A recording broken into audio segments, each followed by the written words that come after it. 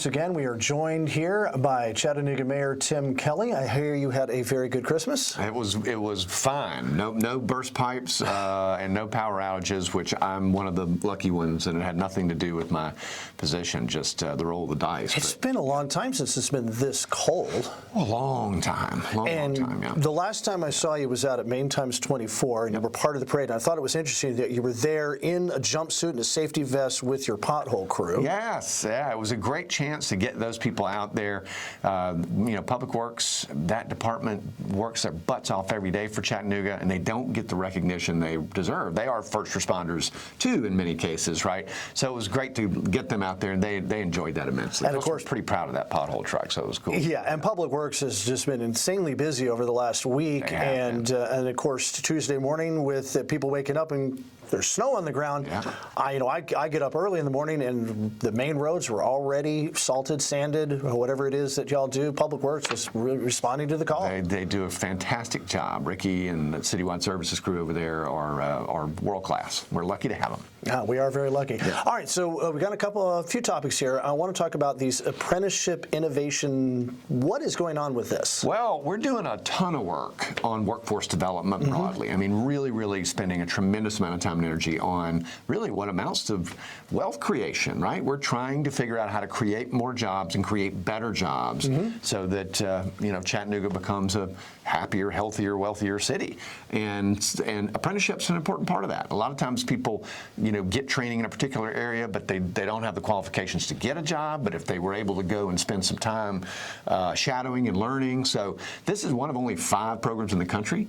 We were lucky enough to be chosen as one of 5. And it's an apprenticeship innovation district. Well, right, and that will be Chattanooga broadly. But what it means really is that this platform, the name of it is Build Within. Build Within.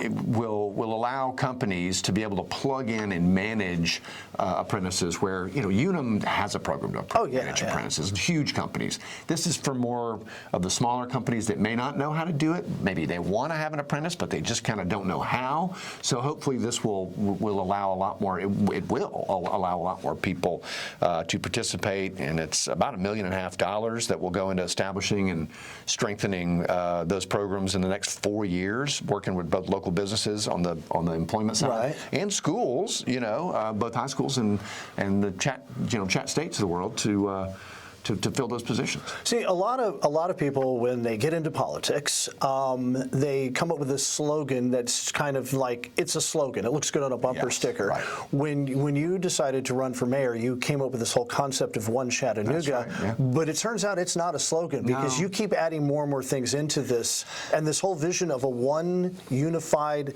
economically healthy, great place to live. Well, that's it. That's it in a nutshell, right? And that describes, I tell people all the time when they're like, what's next? What's next? I'm like, it's all right there. It's all in the plan. And at this point, for the next 2 years and change, we're just going to be grinding away at that plan. And that really, the core of it, has to do with creating wealth and closing gaps in the community. And that's what this is all about. And also saving money. The Department of Energy just kind of gave you all a big kudo. Yes, they did. And that credit to my predecessor, Andy Burke.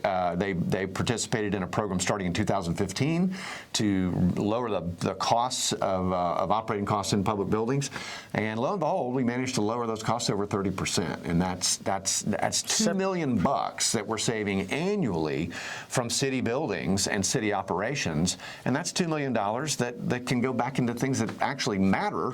I think all of us would like to shave a few bucks off our light bill that we could spend on things that matter more, and that's essentially what happened here. Well, running a city is complex, and budgets, you get into numbers that are kind of, $2 million in savings. That's a big number. It's a big number. But everything adds up and everything like that. But part of the challenge of governing is dealing with smaller issues that have larger implications.